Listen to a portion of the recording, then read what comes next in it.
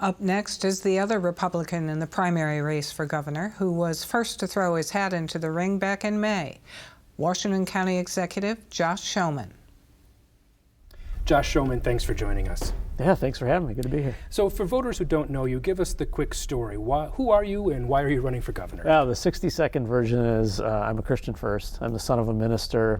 My dad's ministry was in mostly northeastern Wisconsin. My mother, she was a registered nurse. My wife and I have been married almost 25 years, both Wisconsin kids. We raised our family mostly in Washington County, and we now have an 80-acre farm in between West Bend and Grafton. Love Wisconsin through and through, aside from a tour of duty in Iraq in 2003, and I always joke a tour of duty in the Chicagoland suburbs while I was getting my master's degree at Northern Illinois. I'm a Wisconsin kid, and been back working in public service my whole life, dedicated it to the service and sacrifice of the guys and gals who didn't make it back, and reflecting the Lord's love by loving my neighbor as myself in public service the last 12 years in Washington County.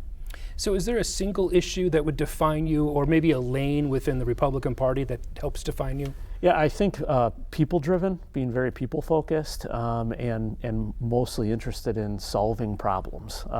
That's why I got into public service. I actually started in public administration because I thought politics was a little too volatile and too theoretical. Public administration is really where the rubber hits the road, and you're dealing with people where they're at. My first job back in Wisconsin was deputy clerk treasurer in Princeton, Green Lake County, and I ended up taking on responsibilities in public works, literally shoveling out lift stations. So, I think those are important things, making sure when you flush the toilet, it does what it's supposed to do and the garbage is collected on time. And to this day, that's who I am as Washington County Executive and who I will be as governor. How much money do you think you're going to need to raise to win this primary, and then what happens after that in a general election?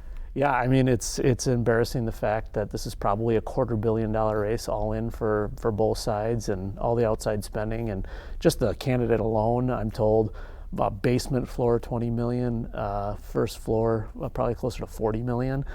So it's a serious endeavor and one that we're excited about. When it comes to a competitive primary, where do you personally draw the line between negative campaigning versus just defining the differences between yourself and an opponent? Well, I think when it gets personal, that's really the dividing line. There's certainly differences on our side of the aisle. There's only two of us in this race right now, and there's certainly differences between policy approach.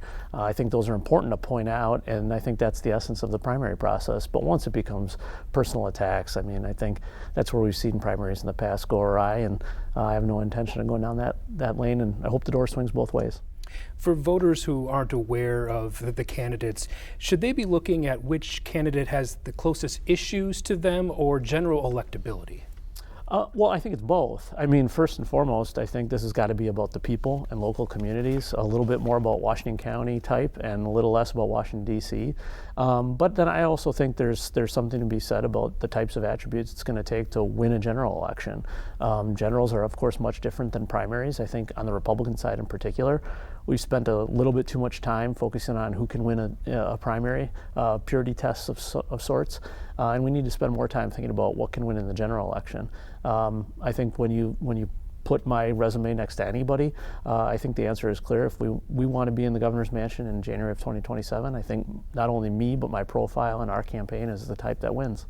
This is an interesting contrast because we have the northern Wisconsin, which is kind of the new prime territory in Wisconsin for Republicans, versus the old guard, the wild counties, which obviously you represent. So how do you view that matchup? Yeah, I mean, I think that's one of the main contrasts, north versus south. I think there's certainly a generational difference, but I also think it's local and personal versus kind of state and D.C., Madison and Washington, D.C.